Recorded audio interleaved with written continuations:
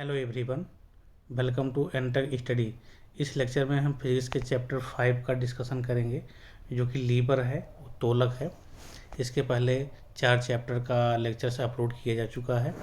ये फिजिक्स का लेक्चर जो है ये इम्पोर्टेंट है सभी एग्ज़ाम्स के लिए, जैसे RRC group D, NTPC, DRDO, एनटीएडीयू, टेट, सीटेट या कोई भी अन्य एग्ज़ाम जिसमें भी फिजिक्स से क्वेश्चन पूछे जाते हैं, उन सब के लिए बहुत महत्वपूर्ण होने वाला है। ठीक है, तो सबसे पहले हम देख लेते हैं इस पर कौन कौन सा टॉपिक हम कवर करने वाले हैं। सबसे पहले हम लीवर की डिफिनीशन जानेंगे। इसके बाद टाइप ऑफ लीवर में किस किस प्रकार का लीवर होता है, यानी कि उत्तोलक कितने प्रकार के होते हैं, सबके टाइप को उनके एग्जाम्पल के थ्रू डिस्कशन किया जाएगा। ठीक है, और अगला देखेंगे प्रिंसिपल ऑफ लीवर, यानी कि जो उत्तोलक है किस सिद्धांत पे कार्य करता है, मैकेनिकल एडवांटेज यानी कि यांत्रिक लाभ, और फार्मूला जो इसमें यूज होता है, और कुछ कभी भी न्यूमेरिकल पूछा जाता है तो किस टाइप के न्यूमेरिकल पूछे जाएंगे, वो सब हम डिस्कस करेंगे। तो सबसे पहले हम देख लेते हैं उत्तोलक का डिफिनेशन। उत्तोलक क्या है? लीवर। उत्तोलक एक सीधी या टेढ़ी छड़ होती है जो एक निश्चित बिंदु के चारों ओर स्वतंत्रता पूर्वक घूम सकती है, उसे हम उत्तोलक कहते हैं। तो उत्तोलक हमारे कार्य करने को आसान बनाती है, यानी कि उत्तोलक भी एक टाइप की मशीन है, और किसी भी मशीन की दक्षता यानी कि इफ़िशियंसी जो है वो 100% नहीं हो सकती है। तो किसी भी मशीन की दक्षता हमेशा 100% से कम होती है, ये पॉइंट आप याद रख सकते हैं। इसी प्रकार से उत्तोलक के 3 बिंदु होते हैं। ठीक है, एक प्रकार की मशीन है जिस पे 3 बिंदु होते हैं, उसको हम देख लेते हैं। जैसे आलम्ब यानी कि फलक्रम, तो जिस निश्चित बिंदु के चारों ओर उत्तोलक की छड़ स्वतंत्रता पूर्वक घूम सकती है उसे आलम्ब कहते हैं, यानी कि फलक्रम कहते हैं। फिगर के माध्यम से मैं आपको समझाऊंगा तो आपको समझ में आ जाएगा।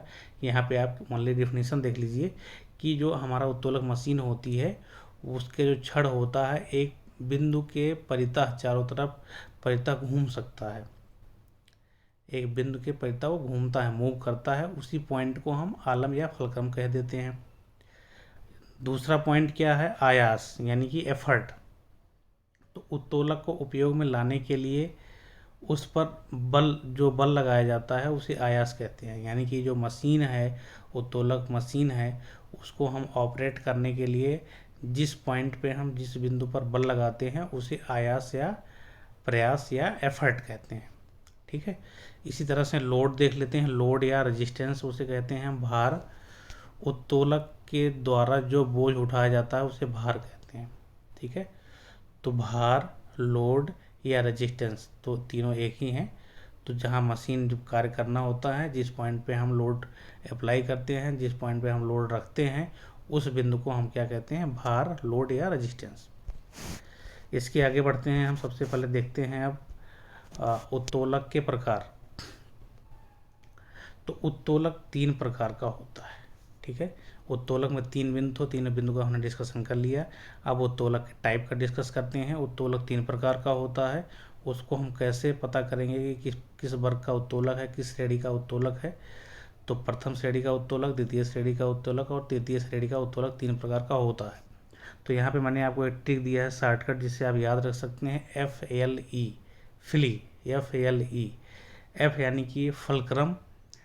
जिस प्रकार के उत्तोलक में जो है फलक्रम अगर बीच में होगा तो प्रथम वर्ग का उत्तोलक होगा। एल फॉर लोड, अगर लोड बीच में है उत्तोलक में तो द्वितीय श्रेणी का उत्तोलक होगा। ई फॉर एफर्ट यानी कि प्रयास, आयास, अगर ई यानी कि एफर्ट बीच में है उत्तोलक में तो उसे हम तृतीय श्रेणी का उत्तोलक कह देंगे। तो यह शॉर्टकट ट्रिक है, इससे आप याद रख सकते हैं तीनों प्रकार को। अब देखते हैं प्रथम श्रेणी का उत्तोलक जो है, जैसा मैंने बताया कि आलम्ब जो है बीच में होता है, यानी कि इस वर्ग के उत्तोलक में आलम्ब एफ बीच में होता है, ये बीच में होगा। बाकी जो लोड और एफर्ट है वो किसी भी साइड हो सकते हैं। ठीक है, इस प्रकार के उत्तोलक में यांत्रिक लाभ एक से अधिक, एक के बराबर या एक से कम भी हो सकता है।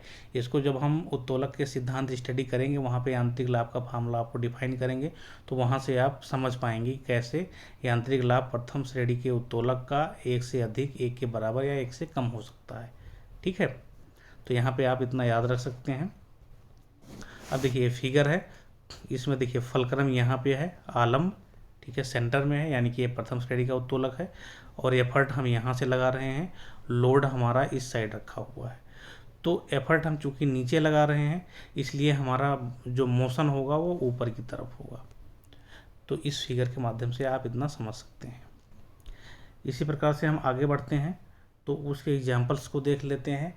प्रथम श्रेणी के उत्तोलक कौन कौन से एग्जाम्पल हैं उनके, जैसे एक प्लास है, आप जनरली देखे होंगे प्लास में, तो इसमें फलक्रम जो है यहाँ पे होता है, जो जिसके पहिया ये मूव करता है, और जो हम लोड देते हैं या कोई वस्तु रखते हैं यहाँ पे रखते हैं, और जो एफर्ट लगाते हैं अपने हाथ से यहाँ पे लगाते हैं, यानी कि फलक्रम बीच में हो गया तो प्रथम श्रेणी का उत्तोलक हो गया।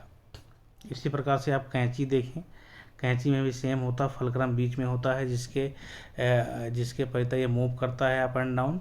यहाँ पे हम कोई लोड रखते हैं या कोई वस्तु जिसको कट करना होता है यहाँ रखते हैं, यहाँ हाथ से एफर्ट लगाते हैं, तो ये प्रथम श्रेणी के वर्ग का उत्तोलक हो गया। इसी प्रकार से तराजू है, फलक्रम बीच में है, तो तरफ लोड है, एक तरफ बाट है, एक तरफ एफर्ट रखा जाता है, तो इस प्रकार से तराजू प्रथम श्रेणी का उत्तोलक है। नेल कटर भी इसी सिद्धांत पे कार्य करता है, आप इसे फिगर में देख सकते हैं। चापाकल यानी कि जो हमारा नल होता है इसी सिद्धांत पे कार्य करता है। फलक्रम हमारे यहाँ पे है, लोड यहाँ है और एफर्ट यहाँ पे है। तो इस प्रकार से एग्जाम्पल सब प्रथम श्रेणी के वर्ग के उत्तोलक हैं। आगे बढ़ते हैं, द्वितीय श्रेणी के उत्तोलक जो हैं, जैसा कि मैंने आप बताया फ्ली, एफ एल एल एल यानी कि भार जो है, एल लोड बीच में होता है, तो ऐसे श्रेणी को हम क्या कहते हैं, द्वितीय श्रेणी का उत्तोलक। ठीक है, इस प्रकार के उत्तोलक में यांत्रिक लाभ सदैव एक से अधिक होता है, ये ध्यान रखना। प्रथम में एक के बराबर, एक से अधिक या एक से कम कुछ भी हो सकता है, लेकिन द्वितीय श्रेणी के उत्तोलक जो हैं, उत्तोलक का यांत्रिक लाभ सदैव एक से अधिक होगा। ठीक है, अब देखते हैं फिगर के माध्यम से। लोड हमारा बीच में है, जो कि द्वितीय श्रेणी के उत्तोलक कहलाता है। एफर्ट हम यहाँ पे लगा रहे हैं, और हमारा जो फलक्रम यहाँ है, तो एफर्ट हम ऊपर को अगर लगा रहे हैं, ठीक है, तो यहाँ पे मोशन भी ऊपर की तरफ होगा, ये ध्यान रखना आप। ठीक है, क्योंकि फलक्रम हमारा यहाँ पे है, अगर लोड को हम एफर्ट ऊपर की तरफ कर रहे हैं, तो हमारा मोशन भी क्या होगा, ऊपर की तरफ ही होगा, जैसा कि आप फिगर से समझ पा रहे होंगे। फलक्रम के ऊपर नीचे ही वस्तु मूव होती है, तो एफर्ट हम अगर ऊपर लगा रहे हैं तो मोशन हमारा ऊपर होगा, अगर एफर्ट हम नीचे लगा रहे हैं तो मोशन नीचे होगा। ठीक है, जनरली इसमें एफर्ट ऊपर की तरफ ही लगाया जाता है। अब अगला, इसमें कुछ एग्जाम्पल्स देख लेते हैं। जैसे श्रोता है, तो उसमें देखिए लोड बीच में रखा जाता है, और हमारा जो फुलक्रम पॉइंट होता है जिसके पहिया ये मूव होता है वो किनारे होता है, और एफर्ट हम यहाँ से लगाते हैं, तो ये द्वितीय श्रेणी का उत्तोलक हुआ। इसी प्रकार से खैनी काटने की मशीन होती है, सेम बीच में लोड रखा जाता है। ठीक है, नींबू निचोड़ने की मशीन होती है, आपने देखा होगा, तो उसमें जो फलक्रम होता है किनारे होता है, लोड बीच में होता है, तो द्वितीय श्रेणी के उत्तोलक हो गया ये। इसी प्रकार से एक पहिया वाली कूड़ा गाड़ी जो होती है, इसमें लोड बीच में रखते हैं, फलक्रम यहाँ पे है, और हम यहाँ अप्लाइड फोर्स या फिर आयास प्रयास जो है वो साइड में है। अब आगे बढ़ते हैं, तृतीय श्रेणी के उत्तोलक को देख लेते हैं। इस वर्ग के उत्तोलक में आलम एफ बीच में स्थित होता है। ठीक है, जैसा कि मैं बताया हूँ, एफ एल ई जो है तृतीय श्रेणी के वर्ग का उत्तोलक है, यानी कि ई फॉर एफर्ट, ये एफर्ट क्या होगा, बीच में होगा, तो हम उसे तृतीय श्रेणी का उत्तोलक कह देंगे। इस प्रकार के उत्तोलकों में यांत्रिक लाभ सदैव एक से कम होता है। प्रथम श्रेणी का जो उत्तोलक होता है उसका यांत्रिक लाभ क्या होता है, एक के बराबर, एक से अधिक या एक से कम। द्वितीय श्रेणी के उत्तोलक का यांत्रिक लाभ एक से अधिक। तृतीय श्रेणी के वर्ग का जो यांत्रिक लाभ होता है वो सदैव एक से कम होता है। ये आप अगर इसको फील करना चाहते हैं तो आगे हम जब इसका प्रिंसिपल बताएंगे या सिद्धांत बताएंगे उत्तोलक का, तो वहाँ पे आप फार्मूले से इसको कोरिलेट करके याद रख सकते हैं। अब इस फिगर में हम देख लें, एफर्ट जो है हमारा बीच में है, यानी कि तृतीय श्रेणी का उत्तोलक हो गया, और लोड इस साइड रखा गया है और फलक्रम यहाँ पे है। ठीक है, तो एफर्ट जो है इस कंडीशन में हम एफर्ट जो है ऊपर की तरफ लगा रहे हैं, तो हमारा मोशन भी ऊपर की तरफ होगा। ठीक है, ये पॉइंट आप यहाँ से नोट कर लीजिए। आगे बढ़ते हैं हम इसके कुछ एग्जाम्पल्स को देख लेते हैं। जैसे चिमटा हो गया, चिमटा में देखिए जो हमारा एफर्ट होता है हम बीच में लगाते हैं। ठीक है, ये देखिए फलक्रम, यहाँ पे रेजिस्टेंस यानी कि लोड रखते हैं। ठीक है, तो इस टाइप का क्या हो गया, तृतीय श्रेणी का उत्तोलक हो गया ये। किसान का हल देख लीजिए आप, फलक्रम यहाँ पे है और एफर्ट यहाँ पे लगाया गया और लोड यहाँ अप्लाई किया गया, तो इस कंडीशन में भी एफर्ट क्या हो गया, बीच में आ गया, तो ये तृतीय श्रेणी का उत्तोलक हो गया। हाथ में बेलचा, जो बेलचा लेते हैं, एफर्ट देखिए हम बीच में पकड़ के लगाते हैं, लोड यहाँ रहता है और फलक्रम यहाँ रहता है। हम पीछे वाले हाथ को, एक हाथ को लेकर के उसके पैता हम मूव करते हैं ऊपर नीचे, जहाँ पे रखना होता है मटेरियल को रखते हैं। तो इस प्रकार का जो कंडीशन बनेगा जहाँ पे एफर्ट बीच में आएगा, वो तृतीय श्रेणी का उत्तोलक कहलाएगा। अब उत्तोलक के सिद्धांत का हम डिस्कस कर लेते हैं, प्रिंसिपल ऑफ लीवर। तो उत्तोलक आर्किमिडीज या बलाघोड़ के सिद्धांत पे कार्य करता है। इन दोनों में से जो भी आपके ऑप्शन में नजर आए, बलाघोड़ या फिर आर्किमिडीज, उसको आपको मार्क करना है। ठीक है, इस सिद्धांत पे वर्क करता है। अब देखिए, जैसे फिगर आपके सामने है, यहाँ पे एक लोड है, लोड रखा है, एफर्ट यहाँ से नीचे की तरफ लगाया गया है, फलक्रम ये है। ठीक है, इस कंडीशन में आप बताइए मोशन किधर होगा, एफर्ट नीचे को लगाया गया तो मोशन क्या होगा, ऊपर को होगा। ठीक है, यानी कि ये प्रथम वर्ग का उत्तोलक है। अब इसमें देखें जो लोड रखा है, लोड से हमारा फलक्रम के बीच की दूरी को क्या कहेंगे, लोड आर्म, यानी कि भार भुजा। इसी प्रकार से जो हमारा आयास है, एफर्ट है, वहाँ से फलक्रम तक की जो डिस्टेंस होगी उसे एफर्ट आर्म या आयास भुजा कहेंगे। ठीक है, तो इस कंडीशन में हम देखते हैं भार इंटू भार भुजा इक्वल टू आयास इंटू आयास भुजा होता है। फॉर इक्विलिब्रियम स्टेट में, संतुलन की अवस्था में, भार इंटू भार भुजा इक्वल टू आयास इंटू आयास भुजा के बराबर होगा। यहाँ से अगर हम भार को इधर मूव करें और आयास भुजा को इधर ले आएँ तो नीचे वाला फार्मूला हमें प्राप्त हो जाता है, यानी कि भार बटे आयास हो जाएगा और आयास भुजा बटे भार भुजा हो जाएगा। ठीक है, फार्मूले को ध्यान से याद रखना, क्या दिया है हमें, क्या निकालना है, उसमें कंफ्यूज मत होना। अगर भार दिया है और आयास दिया है तो यांत्रिक लाभ का फार्मूला हो जाएगा भार बटे आयास, यानी कि उसी प्रकार से अगर आयास भुजा और भार भुजा दिया है, हमें यांत्रिक लाभ निकालना है, तो फार्मूला थोड़ा सा उल्टा हो जाएगा, ऊपर हम आयास भुजा रखेंगे और नीचे भार भुजा रखेंगे।